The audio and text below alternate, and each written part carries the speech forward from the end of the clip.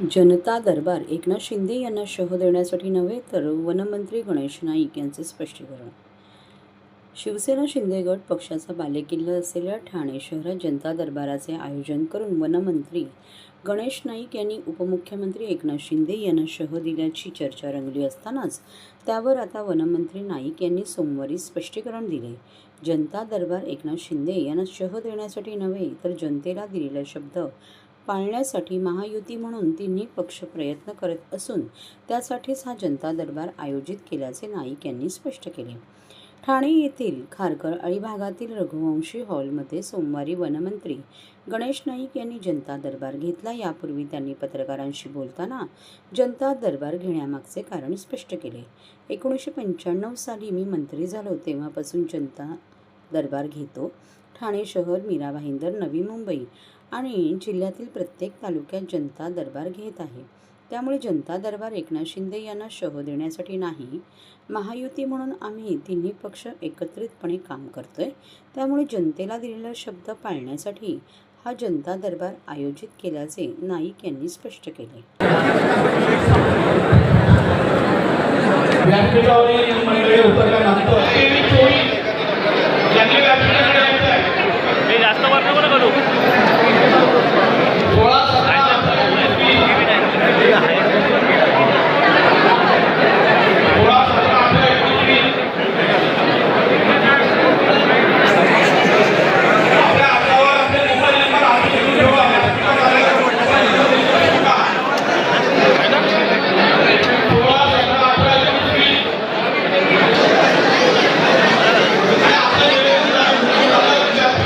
बघा, बाब अशी माझ्याकरता जनता दरबार नवीन नाही.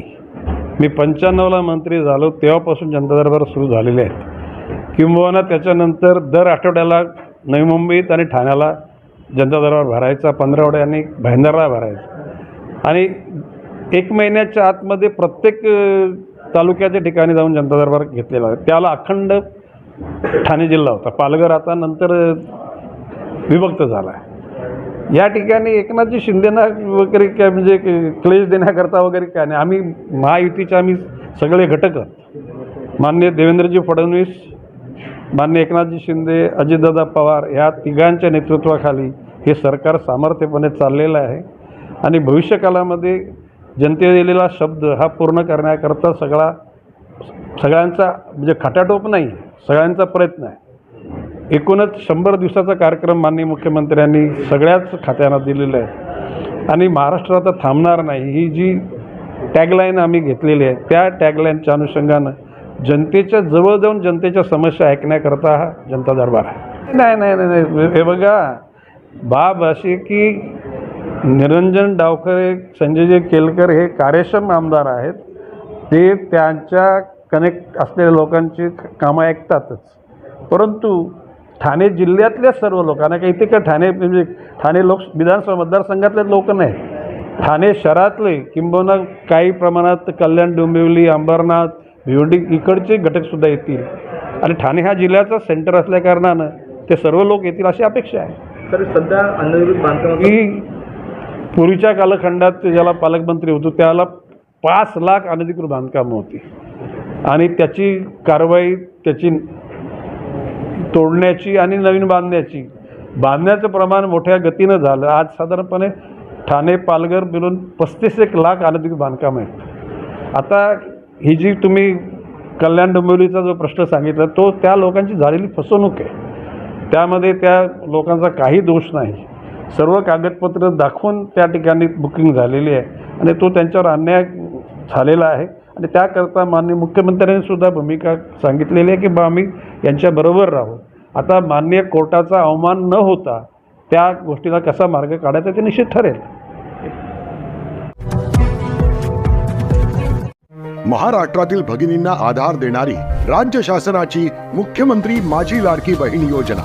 या योजनेअंतर्गत अल्प उत्पन्न गटातील 21 ते 65 वयोगटाच्या भगिनींना मिळणार दरमहा 1500 रुपयाची मदत. अर्ज करण्यासाठी 31 ऑगस्ट 2024 पर्यंत मुदतवाढ. कुटुंबाचं वार्षिक उत्पन्न 2.5 लाख रुपयांपेक्षा कमी असलेल्या महिला पात्र. कुटुंबाकडे पिवळं किंवा केसरी रेशन कार्ड असल्यास उत्पन्नाचा दाखला आवश्यक नाही. पांढरं रेशन कार्ड असेल किंवा रेशन कार्ड नसेल तर कुटुंबाचं वार्षिक उत्पन्न 2.5 लाखांपेक्षा कमी असल्याचा दाखला आवश्यक. योजनेसाठीचा ऑनलाईन अर्ज नारी शक्ती दूत ऍप वरून किंवा पोर्टलवर भरता येईल. ज्या भगिनींना ऑनलाईन अर्ज भरता येत नसेल त्यांच्यासाठी अंगणवाडी, ग्रामपंचायत, वॉर्ड ऑफिस, सेतू सुविधा केंद्रामध्ये किंवा आशाताई बचत गटाच्या CRP यांची मदत उपलब्ध. आता आपल्याला अभिमानानं म्हणता येईल, सुखी आणि सुरक्षित आहे माझी लाडकी बहीण.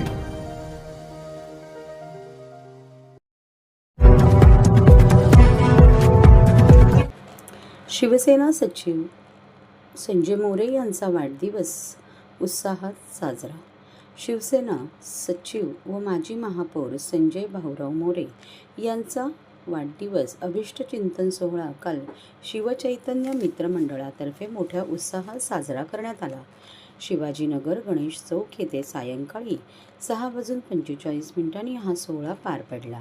या कार्यक्रमाला महाराष्ट्र राज्याचे आरोग्यमंत्री नामदार प्रकाश आबिटकर, परिवहन मंत्री प्रताप सरनाईक, खासदार नरेश म्हस्के, बाळासाहेबांच्या जवळचा चंपासिंग थापा, माजी महापौर मीनाक्षी शिंदे, माजी स्थायी समिती सभापती राम रेपाळे, विलास जोशी, भास्कर पाटील, आशा संदीप डोंगरे, सुखदा मोरे, बालाजी काकडे, मिहीर ठक्कर तसेच शिवसेनेचे पदाधिकारी, कार्यकर्ते आणि स्थानिक नागरिक मोठ्या संख्येने उपस्थित होते.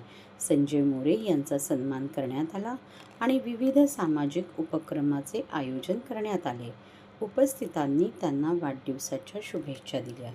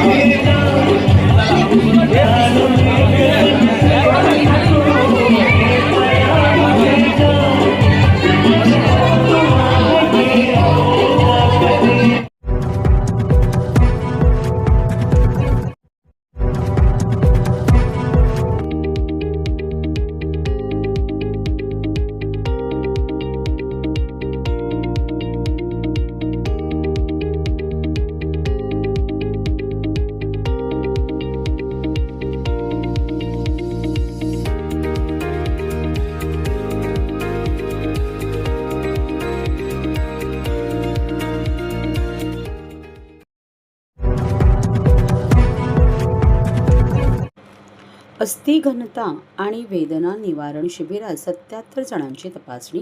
आरोग्यधामच्या वतीने रविवारी आरोग्य तपासणी शिबिराचे आयोजन करण्यात आले होते. यात अस्थिघनता तपासणी आणि वेदना निवारण शिबिरात 77 जणांनी सहभाग नोंदवला. यात 50 जणांनी अस्थिघनता तपासणी तर 27 जणांनी वेदना निवारण शिबिरात भाग घेतला. 33 महिला तर 17 पुरुषांनी अस्थिघनता तपासणी केली.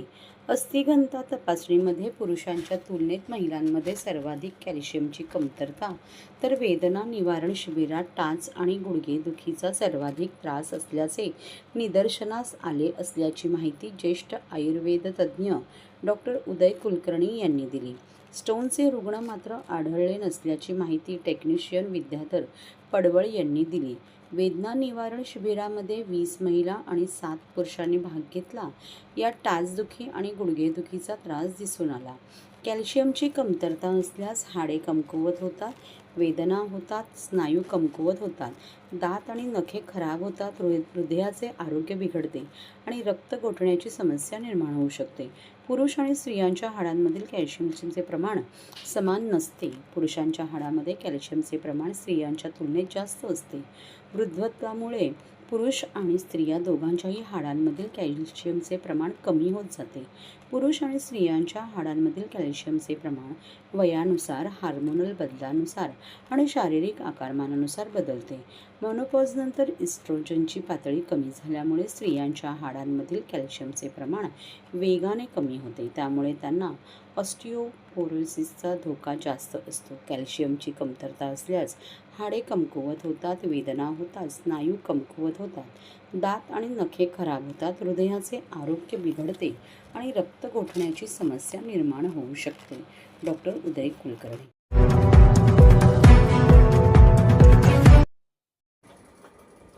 ठाणे योद्धा प्रीमियर लीगच्या क्रिकेट सामन्यात वेदांत हॉस्पिटलने पटकावले प्रथम पारितोषिक. राज्यव्यापी साप्ताहिक वृत्तपत्र पत्रकार महासंघ आणि धडक कामगार युनियन आयोजित ठाण्यात एक दिवसीय क्रिकेट सामन्याचे आयोजन करण्यात आले होते. यावेळी पत्रकार संघ, महापालिका कर्मचारी संघ, पोलीस संघ आणि डॉक्टर संघांनी सहभाग घेतला. रविवारी 23 फेब्रुवारी रोजी सचिन तेंडुलकर क्रीडा संकुलात या क्रिकेट सामन्याचे आयोजन करण्यात आले होते. यावेळी मान्यवरांची उपस्थितीने क्रिकेट सामन्याला रंगत आली. आमदार संजय केळकर, महाराष्ट्र राज्य पत्रकार संघ कोकण, ठाणे सल्लागार प्रमोद इंगळे, माजी नगरसेवक अमित सरैया, समाजसेवक घनश्याम भुयार, माजी नगरसेवक तथा ठाणे शहर काँग्रेसचे अध्यक्ष विक्रांत चव्हाण, आम आदमी पक्षाचे युवक नेते अमर आमटे, युवासेना प्रवक्ता राहुल लोंढे, परिवर्तन व महिला बाल विकास संस्थेच्या संस्थापक अध्यक्ष सोनिया गिल, ज्येष्ठ क्रिकेट प्रशिक्षक शशी नाईक तसेच धडक कामगार युनियनचे संस्थापक अध्यक्ष तथा मुंबई मित्र व वृत्तपत्र समूह संपादक अभिजित राणे यांच्या उपस्थितीत विजेता डॉक्टर संघ वेदांत हॉस्पिटल यांना प्रथम पारितोषिक देण्यात आले. राज्यव्यापी साप्ताहिक वृत्तपत्र पत्रकार महासंघ आणि धडक कामगार युनियन यांच्या वतीने घेण्यात आलेल्या एकदिवसीय क्रिकेट सामन्यात 24 न्यूज मराठीवाणा, VM ट्रॅव्हल्स, बोध entertainment, KK tours, Shivneri ambulance, Titan Medicity hospital यांचे विशेष सहकार्य लाभले. तसेच प्रसिद्धी माध्यम म्हणून ठाणे वैभव, जनादेश, आव्हान न्यूज, तरुण आव्हान, स्वराज्य news, Thane live, S9, Maharashtra माझा, ठाणे स्वराज्य, लोकधार, शूर मराठा, शहर वार्ता, मी सुधारक, शब्दमुद्रा इत्यादी प्रसिद्धी माध्यमांचे विशेष सहकार्य लाभले. यावेळी आयोजक दिनेश शिंदे यांनी सर्व खेळाडू संघांचे, उपस्थित मान्यवरांचे, प्रायोजकांचे, प्रसिद्धी माध्यमांचे विशेष आभार व्यक्त केले.